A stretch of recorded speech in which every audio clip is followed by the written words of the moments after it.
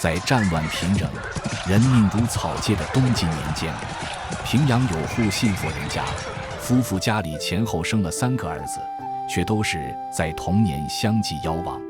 笃信佛教的父母唯恐小儿子也遭遇不测，为了求佛菩萨庇佑幼子平安，在他3岁时便让他剃度为沙弥。这个男孩名就是后来的法显法师。3岁出家，8岁入寺，自小沉静笃实，不多言语，却对经文特别有兴趣。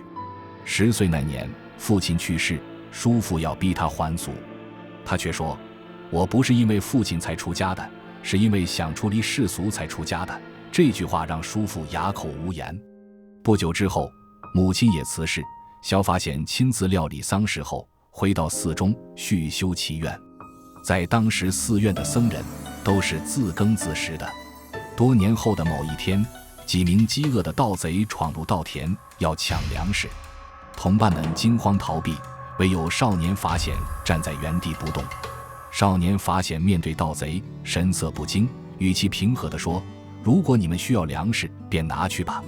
但今日贫穷，是过去不肯布施的果报。若还要抢夺，只怕来世更苦。我真为你们感到忧心。”盗贼愣住，相视无语，最终弃粮而去。众僧俗得知此事，无不赞叹他的定力与慈悲。少年时的他已展露出不凡的风骨，不仅有胆有识，更具有佛法的智慧与悲心。20岁时，法显法师受大戒，成为比丘，持守250条戒律。他从此更加严谨，日诵夜读，精进不懈。他通览诸经，恪守佛门仪轨，为僧团所敬重，被赞为智行明敏，仪轨整肃。时光流转，年少的法显法师已步入中年，成为律仪的楷模，举止威仪，为僧团所敬重。但他深知佛法未备，中土尚缺根本之律。这个念头将成为他日后远行的火种。出家60多年来，法显法师常慨叹汉地经律短缺不全，那时僧人无戒可循，上层僧侣乱法坏教，无以规范。法显法师认为，唯有取得真经，译成汉文，才能矫正时弊，让众僧明白佛法真意。东晋隆安3年，公元399年，已于花甲之年的法显法师决定西赴天竺寻求戒律，同伴有慧景、道整、慧应与慧维等法师。隔年，他们于甘肃张掖遇到了智严、慧简、僧绍、宝云、僧景等5位法师，后来又有慧达法师同行，队伍增至11人。一行人往西到达敦煌，获得太守李浩的资助，备足粮水后西出阳关。他们穿越热风恶鬼之地白龙堆大沙漠，在上无飞鸟下无走兽的沙漠里，四顾茫茫，历经17昼夜，行1500里，方至西域小国鄯善，就是古称的楼兰。于鄯善停留了1个月后，众人再度出发，又耗时了1个月，穿越塔克拉玛大沙漠，抵达于田，今新疆和田。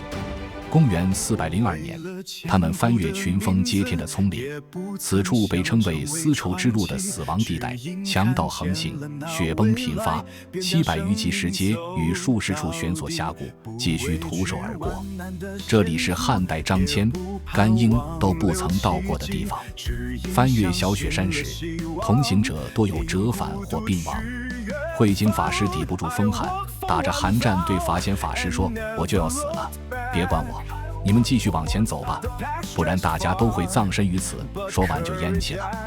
法显法师跪地痛哭地说：“取经大愿尚未实现，你却早离开了，命也奈何。”干掉了泪，他们继续前行，跨过万仞冰雪，终至罗夷国。这场西行已超越了苦行，而是一场为法忘躯的修正之路。来到天竺后，法显法师亲眼目睹佛教制度严谨，僧团井然，与中土戒律松弛形成强烈对比。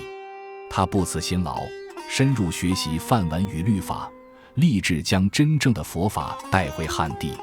他南行至摩揭陀国、那烂陀寺、大成寺等地，日夜诵读，笔录借本，获得摩诃僧祇律、萨婆多众律、方等班尼环经、杂毗昙心论等珍贵经藏，3年如一日，从未懈怠。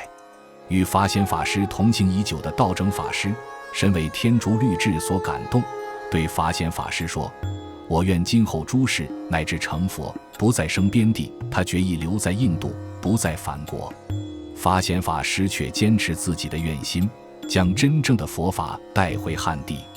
他记得一路同行的善友，有的留在西域，有的客死异地，走到此地，只剩他一人，形单影只，却永不退转。公元409年，法显法师离开印度，前往狮子国。在那里，他居留2年，获得弥沙塞律、长阿含经、杂含经、杂藏经等经典，细心抄录备份。他知道这些律藏正是中土僧人迫切所缺。多年修行求法，万里漂泊，终于收获丰盈，但他的心中仍只念着故国那片佛法未备的土地。他即将再度启程，穿越波涛汹涌的归国之路，只为让真法重回汉地。历经13年，法显法师带着珍贵的梵文经典，踏上回国之途。航行20多天后的一个夜晚，海上忽然黑风暴雨，船身摇晃不已，船上众人惶恐不安，有婆罗门教徒起哄，就是因为船上坐了比丘，才招致此难。眼看众人欲将法显法师逐入海中，这时资助他东归的商人挺身而出，大声呵斥道：若你们要把这位比丘推下去，那就连我一起推下去，不然就先杀了我。你们若真敢弃他于海，我回到汉地，必向天子禀报此事。我们的皇帝一向敬佛众僧，你们绝逃不了责罚。这话一出，众人顿时收了声，没人敢再乱来。风浪过后，在海上总共漂行了近3个月，就在粮食与水都快吃完之时，忽然一天船就飘到长广郡南岸，也就是今天的青岛。